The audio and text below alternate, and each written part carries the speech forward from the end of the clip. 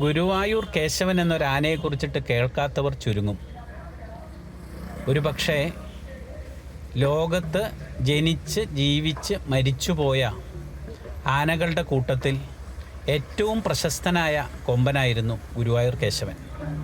അവൻ്റെ പ്രശസ്തിക്ക് നിദാനം അവൻ ഗുരുവായൂരപ്പൻ്റെ ദാസനായി മാറി എന്നുള്ളത് മാത്രമാണ്.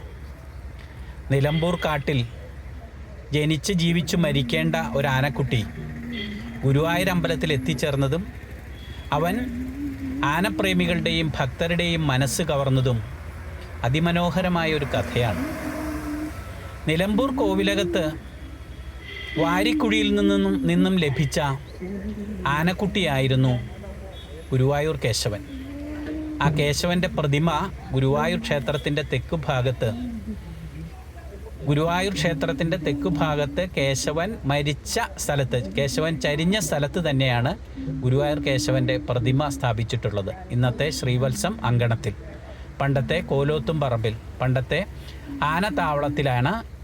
പഴയ ആനത്താവളത്തിലാണ് ഗുരുവായൂർ കേശവൻ്റെ പ്രതിമ സ്ഥാപിച്ചിട്ടുള്ളത്. അത് നവീകരിച്ചത് 2 വർഷം മുമ്പാണ്. ഈ ആനയുടെ പ്രതിമ സ്ഥാപിച്ചിട്ടുള്ള തറയ്ക്ക് താഴെ ഇത്തരത്തിലുള്ള സിമൻറ്റ് കൊണ്ട് നിർമ്മിച്ചിട്ടുള്ള ചിത്രങ്ങൾ കാണാം. ഈ ചിത്രങ്ങൾ ഗുരുവായൂർ കേശവൻ്റെ കഥയാണ് പറയുന്നത്.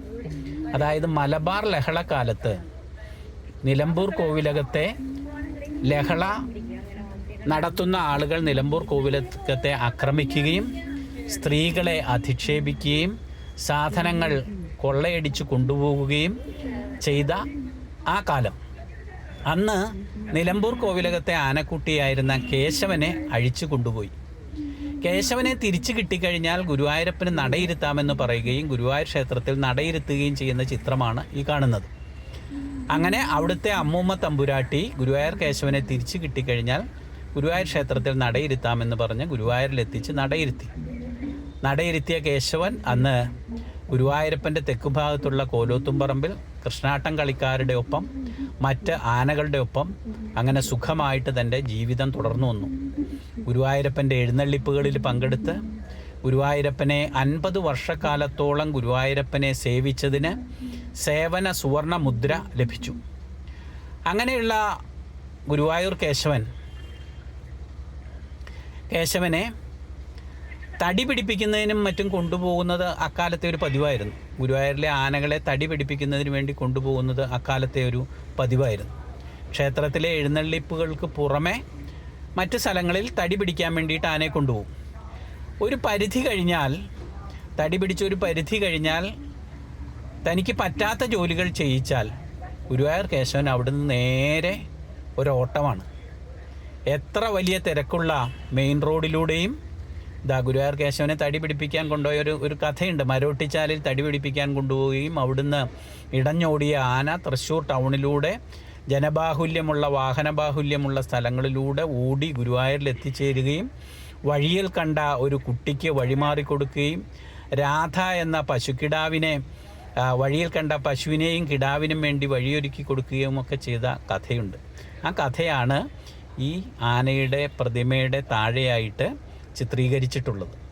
അപ്പോൾ ഒരു ആനയെ സംബന്ധിച്ചിട്ട് ഇത്രയധികം പ്രശസ്തി ഉണ്ടായിട്ടുള്ള ഒരു ആനയില്ല. 1922 ഗുരുവായൂർ കേശവനെ ഗുരുവായൂരിൽ നടയിരുത്തുന്നത്. അതായത് മാപ്പിള ലഹള അഥവാ മലബാർ ലഹള അഥവാ മലബാർ കലാപം എന്നൊക്കെ അറിയപ്പെട്ടിരുന്ന ആ കലാപത്തിന് ശേഷം 1921 ആ കലാപം. 1922 ആനയെ തിരിച്ചു കിട്ടുകയും ആ ആനയെ ഗുരുവായൂരപ്പന് നിലമ്പൂർ കോവിലകത്തെ അമ്മൂമ്മ തമ്പുരാട്ടിയും തമ്പുരാനും ചേർന്ന് നടയിരുത്തുകയും ചെയ്തു. അങ്ങനെ ഗുരുവായൂരപ്പനെ സേവിച്ചതിൻ്റെ സുവർണ ജൂബിലി വർഷത്തിൽ 1972 ഗജരാജൻ എന്ന പദവി കൊടുത്ത് അനേകായിരം ഭക്തജനങ്ങൾ പങ്കെടുത്ത് ഗജരാജൻ എന്ന പദവി കൊടുത്ത് ഗുരുവായൂർ കേശവനെ വലിയ ബഹുമതി കൊടുത്തു ഗുരുവായൂർ ദേവസ്വം. അതിനുശേഷം ഗുരുവായൂർ കേശവൻ്റെ പ്രശസ്തി വീണ്ടും വർദ്ധിച്ചു. കേശവനെക്കുറിച്ച് ധാരാളം കവിതകൾ വന്നു. കേശവനെക്കുറിച്ചിട്ട് ഒട്ടേറെ പുസ്തകങ്ങൾ വന്നു. അങ്ങനെ ഉണ്ണികൃഷ്ണൻ പുതൂരടക്കം ചുവല്ലൂർ കൃഷ്ണൻകുട്ടി അടക്കമുള്ള ആളുകൾ ഗുരുവായൂർ കേശവനെ കുറിച്ചിട്ടുള്ള കവിതകളും പുസ്തകങ്ങളും എഴുതിയിട്ടുണ്ട്. അങ്ങനെ പ്രശസ്തിയിലേക്ക് ഉയർന്ന കേശവൻ 1976 ചരിയുന്നത്. 1976 ഒരു ഏകാദശി കാലത്ത് ഗുരുവായൂർ ക്ഷേത്രത്തിലെ ഏകാദശിയുടെ നവമി വിളക്ക് എഴുന്നള്ളിച്ച് നിൽക്കുമ്പോൾ പെട്ടെന്ന് കേശവന് വയ്യാതാകുകയും ഈ കോലൂത്തുംപറമ്പിൽ കൊണ്ട് കെട്ടുകയും അവിടെ വച്ച് ഏകാദശി പുലരുന്ന വേളയിൽ ദശമി രാത്രി ഏകാദശി പുലരുന്ന വേളയിൽ ബ്രാഹ്മ മുഹൂർത്തത്തിൽ 2:15 കേശവൻ അന്ത്യശ്വാസം വലിക്കുകയും ചെയ്തു. അങ്ങനെ കേശവൻ ചരിഞ്ഞ സ്ഥലത്ത് പിന്നീട് ഈ പ്രതിമ സ്ഥാപിക്കുകയും അതിനുശേഷം എല്ലാ വർഷവും കേശവൻ്റെ അനുസ്മരണമായിട്ട് ഗുരുവായൂർ ദേവസ്വത്തിലെ ആനകൾ വരിവരിയായി ഈ പ്രതിമയ്ക്ക് മുന്നിൽ വന്ന് പുഷ്പാർച്ചന നടത്തുകയും ജനങ്ങൾ പുഷ്പാർച്ചന നടത്തുകയും ആനകൾ പുഷ്പാർച്ചന നടത്തുകയും ചെയ്യുന്നത് പതിവായി. അതിനുശേഷം ആന ചരിഞ്ഞതിന് ശേഷമാണ് ഗുരുവായൂർ കേശവൻ എന്ന സിനിമയുണ്ടായത്.